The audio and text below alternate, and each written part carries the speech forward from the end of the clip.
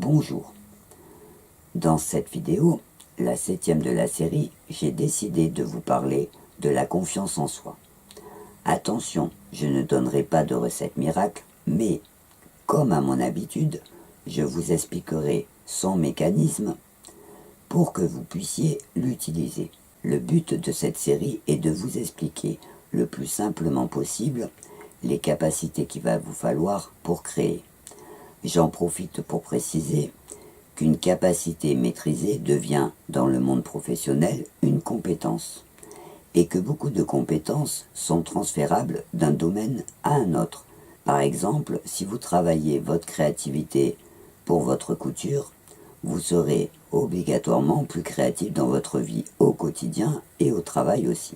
Je vous disais donc que dans cette vidéo, je vais vous expliquer le plus clairement possible comment travailler pour acquérir une bonne confiance en vous. Je ne suis pas psychologue et je ne suis pas couturière, comme je vous l'ai déjà dit.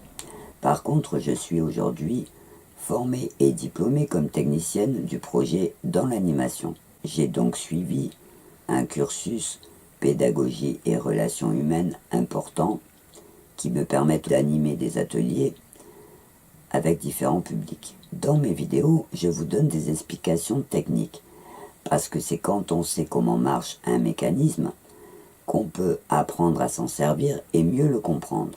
Attention, ce n'est pas parce que je parle beaucoup technique que je n'ai pas de cœur ou de valeur. C'est juste que pour l'instant, je dis bien pour l'instant parce que me connaissant, je reste prudente, j'ai décidé de ne parler que des capacités qui peuvent s'apprendre et se développer, et qui peuvent donc s'expliquer techniquement. La confiance en soi fait partie de ces capacités qui peuvent être acquises et développées. Dans cette vidéo, nous allons donc commencer par répondre à deux questions. La première, qu'est-ce que la confiance en soi ? Et la deuxième sera comment l'acquérir et la développer.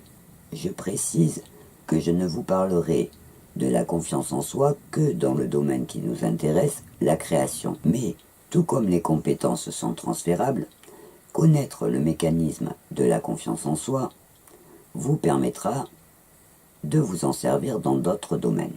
Je vous disais donc que pour bien comprendre son mécanisme, il faut commencer par répondre à cette question, qu'est-ce que la confiance en soi ? J'ai choisi pour commencer de m'appuyer sur les références qu'utilisent les psychologues pour la définir. La confiance en soi est une sensation intérieure de pouvoir réaliser nos désirs. C'est elle qui nous permet d'agir. Pour sa définition, j'ai choisi celle du psychologue Garneau. La confiance en soi est une prédiction réaliste et ponctuelle qu'on a les ressources nécessaires pour faire face à un genre particulier de situation. Pour finir, la confiance en soi apparaît souvent comme générale, alors qu'au contraire, elle est toujours spécifique. On peut avoir confiance en soi dans un domaine, par exemple le sport qu'on pratique depuis des années, et ne pas en avoir dans un autre. C'est l'accumulation de l'expérience qui permet d'acquérir la confiance en soi dans un domaine particulier et à un moment donné. On peut dire, pour que tout soit bien clair, que la confiance en soi se représente par combien je me considère capable.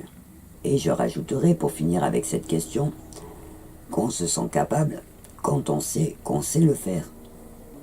On va donc passer maintenant à la deuxième question, comment l'acquérir et la développer. Je suis sûr qu'avec tout ce que je vous ai déjà dit, vous pouvez déjà toute seule trouver quelques solutions. Ma réponse sera donc plutôt une checklist pour vous aider à faire le point. En premier, il vous faudra donc développer votre expérience par la pratique et aussi penser à la varier. Elle n'en sera que plus solide. En deuxième, il vous faudra prendre l'habitude de bien analyser vos réussites comme vos échecs. Je dirais plutôt comme vos ratages. Parce que pour pouvoir progresser, il vous faudra savoir ce que vous avez à corriger. Enfin, en troisième, je rajouterai, et c'est un point important, qu'il vous faudra prendre l'habitude de mesurer vos risques. Il vous faudra bien aller à votre rythme pour essayer d'aller de réussite en réussite, ce qui sera toujours plus encourageant pour vous. Si vous visez trop haut par rapport à vos capacités du moment, vous allez obligatoirement aller vers l'échec et risquer de vous décourager. Plus vous saurez en faire et plus vous gagnerez en expérience et donc vous développerez votre confiance en vous. Encore une fois, il vous faudra prendre le temps d'apprendre et de progresser. Mais si dès le départ vous êtes persuadé de pouvoir y arriver, vous partirez déjà avec un bon atout.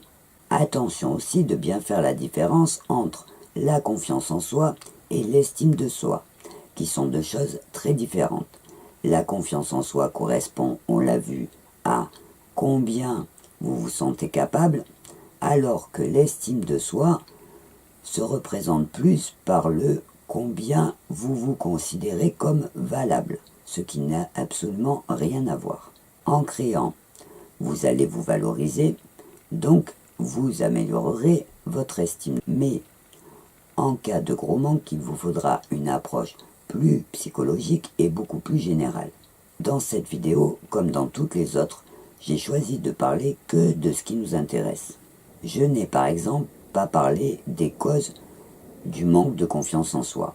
Certaines personnes trouveront que je survole mon sujet, mais l'objectif de cette série sur le chemin de la création n'est pas de faire de l'analyse de problèmes, mais bien de vous accompagner en vous proposant des pistes de réflexion et en essayant de vous proposer des solutions. L'art-thérapie, qui se développe maintenant en France, prouve depuis longtemps dans d'autres pays que la pratique d'activités aide déjà beaucoup. Mon tout dernier conseil portera sur l'importance de vous entourer de personnes positives, celles qui vont vous soutenir et celles qui vont vous encourager. Et ne vous préoccupez pas trop de ce que pourront dire les autres. Si vous ne l'avez pas encore fait, je vous conseille de regarder ma vidéo « Juger, tu sauras » qui pourra aussi vous aider. Voilà l'essentiel, ou plutôt mon essentiel est dit, et les choses me semblent claires. Je ne l'ai pas dit dans mes précédentes vidéos, mais si vous avez des questions, des suggestions, ou tout simplement que vous souhaitez me laisser vos impressions, vous avez sous chaque vidéo une partie commentaire où vous pourrez le faire, et je me ferai un plaisir de vous répondre. Pour bien conclure ce sujet, j'ai choisi de partager avec vous une belle citation que j'aime beaucoup de Mark Twain qui dit « Ils ne savaient pas que c'était impossible, alors ils l'ont fait ». Je vous conseille d'y repenser. À chaque fois que vous sentirez le doute pointer son nez, pensez toujours que le pire des échecs est celui de ne pas avoir essayé. J'espère que cette vidéo sera bien claire et qu'elle vous permettra de travailler sur votre confiance plus motivé que jamais. Dans ma prochaine vidéo, je vous parlerai plus concrètement de comment débuter et de comment progresser. Je vous dirai tout ce qu'il faut savoir pour passer de la théorie à la pratique. En attendant, je vous dis au revoir et à bientôt.